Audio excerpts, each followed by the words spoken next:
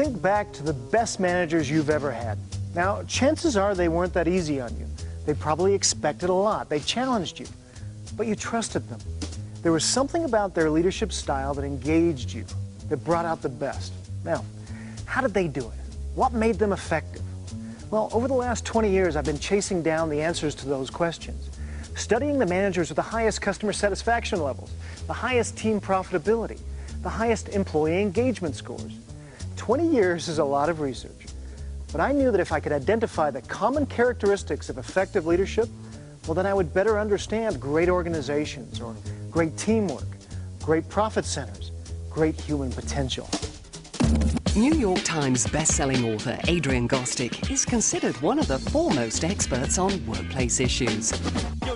In his acclaimed presentations, Gostick unveils the findings of one of the largest research studies ever undertaken, including interviews with more than 200,000 employees and managers. He has appeared frequently on national television, including CNN's Larry King and NBC's Today Show. No matter where Adrian Gostick speaks, his audiences want more. You ask managers what they think their #1 things that employees are looking for in their jobs. Pay is always #1, right? Job security, the managers say, is always #2. When you ask employees, they see things like feeling included, feeling in on decisions, being communicated with, and also, obviously, recognition. Do I feel praised when I go above and beyond? Do I feel praised for my contributions to this organization? How many people here have had a lousy boss? Boy, your hand went up real fast over here. Okay, now put your hands down now. Tell me about your lousy boss. Your name is? Diana. Diana, tell me about your lousy boss. What he was, she, or like? She was a bully who was a control freak. She's not here today, is she? No. Newsweek calls him a convincing veteran business author. The Economist says his work on leadership abounds with remarkable evidence, and organizations worldwide are calling him an absolute necessity, proving it is possible to increase employee retention and accelerate workplace performance. I have a picture of my mom and dad from the 1950s. They're out camping in the English countryside, and they're on their motorcycle and sidecar. Now, obviously, my mom and dad didn't make a lot of money. That's the only car they could afford. And in this picture, in the sidecar, my mom has a dog on her lap, and there's a tent on the pillion behind my dad on the motorcycle, and it's raining, but they're happy. Now, my dad, for 25 years, worked at Rolls-Royce. He was a designer of jet airplane engine components. So he was never really a high and mighty person in the Rolls-Royce organization. And I asked him, Dad, obviously, from this motorcycle and sidecar in the picture, they didn't pay you very well at Rolls-Royce. Why would you have stayed there 25 years? And his answer was very interesting to me. He says, first off, Adrian, it wasn't about the money. He says, every day I was excited to go into work because it was very innovative. Managers and engineers were trained to listen to us. They actually went through training in the 1950s to listen to and respect their employees.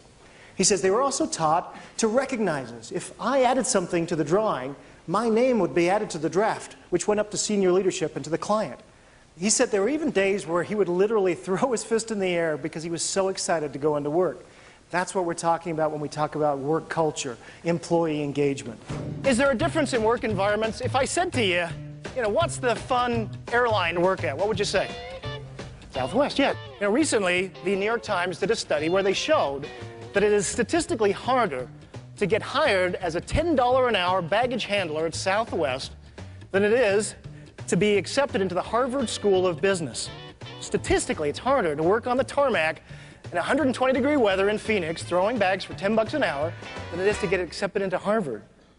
Chester and I were kind of joking, our kids are coming up to college age, and you can just imagine after high school, they say to us, well, Dad, I think I know what I want to do with my life. I want to go work for Southwest as a baggage handler. And you have to say, whoa, slow down, son. You may have set your sights too high. Apply to Harvard instead, because it's much easier to get in.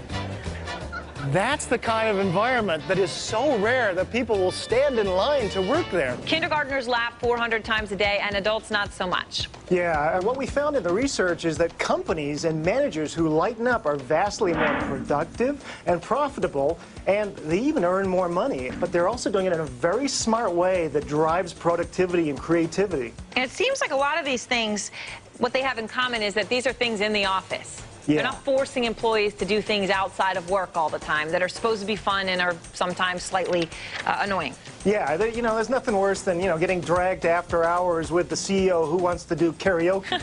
You know, what we're talking about here is having fun and linking it to work. Laughing at work could be good for business. It actually is. It's no longer the soft side of business. Our researchers found that in the best places to work, those Fortune 100 best places to work, 80% of people say they're having fun on the job. Most people's workplaces, I don't think it's anywhere like 80%. This is the science of leadership. A lot of people think, this is warm and fluffy kind of stuff. This is not kumbaya. This is not, you know, fluffy, soft kind of stuff. But to begin, if each of you would just reach to the person next to you and just give them a little kiss on the cheek. If each of you could do that. No, I'm just kidding. No, don't do that. You were going to do it, weren't you? So let me bring this all together with one example. This is from Norton Healthcare. This is a great healthcare organization in Louisville, Kentucky. They have about 10,000 employees. A few years ago, Norton Audubon Hospital, which is the heart hospital, had an issue. Their food service department had 1% customer satisfaction nationally. So the CEO knew he had to do something, and he brought in a new director. His name was Mike Julson. Within 6 months, Mike took that department from 1% nationally, customer satisfaction, to 99% within 6 months. Now, I asked Mike, I said, how in the world did you do that? And he said, it wasn't me, it was my people. My people made all the difference. They made the change. I said, well, Mike, were they a different team? Were they different people? And he said, no, it was pretty much the same group. I said, Mike, then you probably made a difference. What did you do differently? And Mike said, well, he says, I just thought my people had been beaten up long enough. And so he says, we changed everything. He says, we praised. We even praised mistakes for a while. We praised when they arrived on time. We praised when they smiled at customers. We just thanked people for their jobs. And we listened to them. We listened to them on menu ideas and ways we could help our patients. My chef in his tall white hat started making rounds to patients and asking how they were doing. It made such a difference that people started showing up on time. They started coming in and caring about the customer experience. We started to have this noble goal of making a difference in patients' lives through their nutrition. He says, and something magical started happening. People started to care. From 1 to 99 in 6 months, all with some very, very simple ideas.